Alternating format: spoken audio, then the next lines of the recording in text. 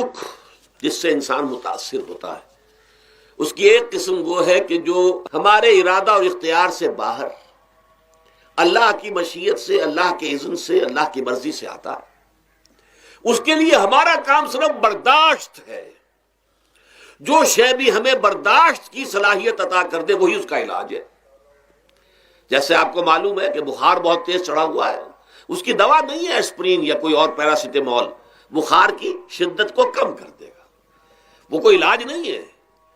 علاج تو ہوگا اگر معلوم ہو کہ کون سے جراثیم ہے، کس کی وجہ سے ہے، اس کا صحیح اینٹی بایوٹک کون سا ہے، وہ علاج ہوگا۔ یہ علاج نہیں ہے، لیکن اس کی شدت کی کمی اور اس کے اندر جو احساس ہے جھیل جانے کا، وہ انسان کے لیے آسان ہو جاتا ہے۔ یہی مضمون آیا ہے سورہ حدید میں بھی، ما اصاب من مصیبت فی الارض ولا فی انفسکم، یہاں کھول دیا اس مضمون کو۔ میں نے عرض کیا تھا نا کہ یہ آفت سماوی بڑے پیمانے پر بھی ہو سکتی ہے، زمین میں یعنی زلزلہ آ گیا، فلڈ آ گیا، طوفان آ گیا، ولا فی انفسکم، خاص تمہاری جان میں، تمہیں بخار ہو گیا، تمہیں ٹی وی لگ گئی، تمہیں کوئی اور بیماری آ گئی، تمہیں کینسر ہو گیا، معاذ اللہ ثم معاذ اللہ، ہوتا ہے، آخر ہوتا ہے، دنیا میں انسانی زندگی کے ساتھ یہ ساری چیزیں لگی ہوئی ہیں۔ لیکن یہ چیزیں ما اصاب من مصیبت فی الارض ولا فی انفسکم، نہیں پڑتی تم پر کوئی پڑنے والی کوئی مصیبت، کوئی تکلیف، نہ پوری زمین میں بڑے پیمانے پر، نہ تمہاری جانوں میں انفرادی سطح پر، الا فی کتاب من قبل ان نبراہا،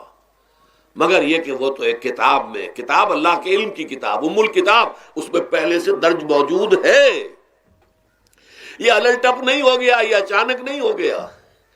آپ اچانک سمجھتے ہیں کہ صاحب میں تو جا رہا تھا، اچانک ٹرک نے آ کے مجھے دھکا مار دیا۔ اچانک کوئی شے یہاں نہیں ہوتی، اس کائنات میں پتا تک نہیں ہلتا جب تک کہ اس نے رب نہ ہو۔ اچانک کا کیا سوال؟ تو در حقیقت جو ہوتا ہے وہ اللہ تعالیٰ کے علم میں پہلے سے ہے، علم کامل،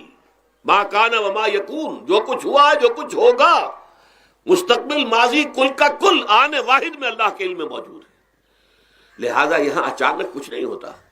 جو بھی آیا ہے اللہ کے اذن سے آیا ہے، اور یہ پہلے سے اللہ کے علم کے اندر موجود تھا، لکھا ہوا تھا، الا فی کتاب من قبل ان نبراہا ان ذلک علی اللہ یسیر۔ یہ تمہیں تو مشکل نظر آئے گا لیکن اللہ پر بڑا آسان ہے، اللہ کا علم کامل ہے، ما کانا ما یکون کو حاوی ہے۔ لکہ لا تاسوا علی ما فاتکم، تاکہ تم افسوس نہ کیا کرو ان چیزوں پر جو تم سے چھوٹ جائیں، جاتی رہیں، چھن جائیں۔ کوئی موقع تھا ہاتھ سے نکل گیا، کوئی دولت تھی اس پر ڈاکہ پڑ گیا، کوئی اور مصیبت ہے وہ آ گئی، کوئی عزیز فوت ہو گیا، اکلوتا بیٹا تھا فوت ہو گیا، وغیرہ وغیرہ۔ ما فاتکم، فات سے ہی فوتیدگی ہے نا، جو شے بھی نکل جائے، چلی جائے، ہاتھ سے جاتی رہے، چاہے وہ کوئی آپ کا عزیز تھا جو فوت ہو گیا تو آپ کے ہاتھ سے نکل گیا، یا کوئی مال تھا جو آپ کے قبضے سے نکل گیا، ڈاکہ پڑ گیا، چوری ہو گئی، نقصان ہو گیا کاروبار میں بہت بڑا، اس پر افسوس نہ کیا کرو۔ اگر افسوس کرو گے تو اس کا مطلب کیا ہوگا کہ تمہیں اللہ پر اعتماد نہیں ہے، یا تم سمجھتے ہو کہ اللہ کے سوا بھی کوئی ہے جو یہ کام کر سکتا ہے۔ کائنات میں تو ایک ہی کی مرضی چلتی ہے، وہ ہے اللہ۔ لہذا اگرچہ وہ کسی کے ذریعے سے تکلیف آپ کو پہنچی ہے، کسی نے آپ کو پتھر مارا ہے، وہ پتھر ہو سکتا ہے آپ کو نہ لگتا، لگ گیا ہے تو اللہ کے فیصلے سے لگا ہے، اس کا باپ بھی نہیں پتھر مار سکتا آپ کو اگر اللہ کا اذن نہ ہو۔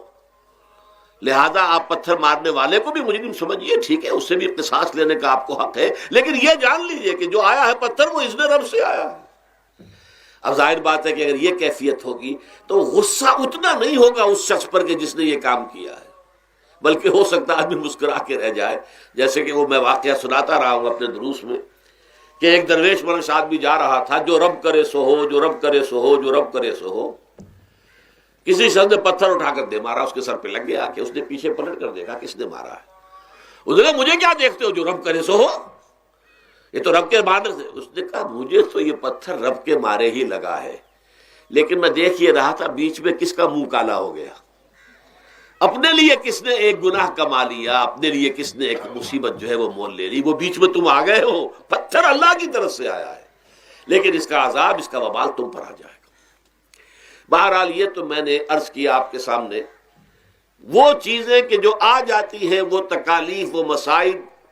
جو اللہ کی طرف سے من جانب اللہ ہے، اس میں آپ کسی کو مورد الزام نہیں ٹھہرا سکتے، وہ آپ پر آ گیا۔